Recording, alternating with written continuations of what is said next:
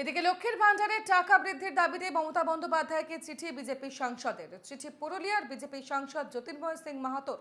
2000 টাকা করা হোক লক্ষ্মীর ভান্ডারের ভাতা। চিঠিতে দাবি বিজেপি সাংসদের। লক্ষ্মীর ভান্ডারের টাকা বৃদ্ধির দাবি বিজেপি সাংসদের।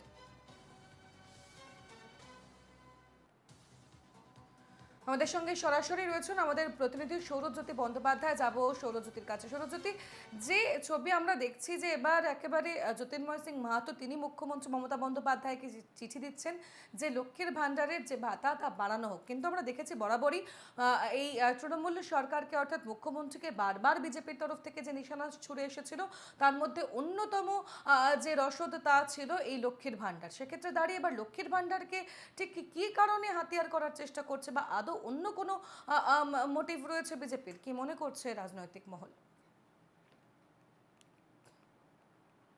একেবারেই পুরুলিয়ার সাংসদ জ্যোতির্ময় সিং মাহাতো তিনি যে চিঠি মুখ্যমন্ত্রী মমতা বন্দ্যোপাধ্যায়কে দিয়েছেন তার মধ্যে লক্ষ্মীর ভান্ডার প্রকল্প, অর্থাৎ এই মুহূর্তে পশ্চিমবঙ্গে মহিলাদের সশক্তিকরণের জন্য, ক্ষমতায়নের জন্য যে প্রকল্প শুরু করেছিলেন মুখ্যমন্ত্রী মমতা বন্দ্যোপাধ্যায় বা তৃণমূল কংগ্রেসের যে প্রচারে সেগুলি উঠে এসেছে সেই বিষয়টিকে নিয়েই তিনি চিঠি দিয়েছেন।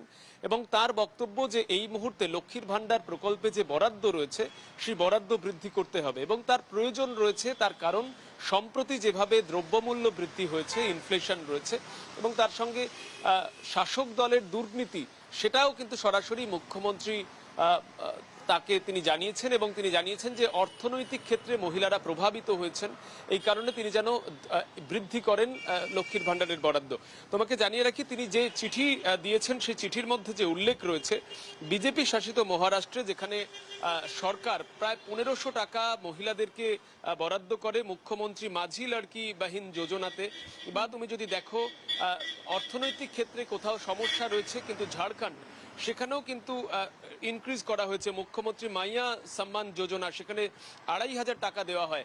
সেই জায়গায় রাজ্যে তৃণমূল কংগ্রেসের শাসনে মুখ্যমন্ত্রী মমতা বন্দ্যোপাধ্যায় তিনি বারবার মুখ্যমন্ত্রী হিসেবে, মহিলা মুখ্যমন্ত্রী হিসেবে মহিলাদের সশক্তিকরণের কথা বলেছেন, ক্ষমতায়নের কথা বলেছেন এবং এই জায়গায় মহিলাদের জন্য বরাদ্দ বৃদ্ধি করা প্রাসঙ্গিক সে বিষয়টি তিনি জানিয়েছেন। এবং তার সঙ্গে এই লক্ষ্মীর ভান্ডার প্রকল্পকে কেন্দ্র করে কিভাবে শাসক দল তাদের রাজনৈতিক লাভ করেছে বা মহিলা ভোট ব্যাংকে নজর রেখেছে তারও কিন্তু তিনি সমালোচনা করেছেন।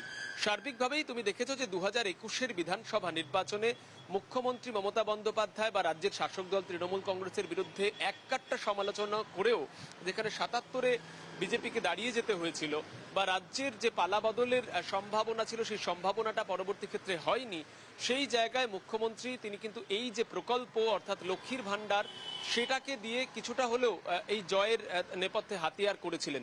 এবং আমরা দেখেছি যে পুনরায় ক্ষমতায় নির্বাচিত হয়ে তিনি কিন্তু এই প্রকল্পে বরাদ্দ বৃদ্ধি করেছিলেন, 500 থেকে 1000 টাকা কিন্তু বরাদ্দ বৃদ্ধি করেছিলেন।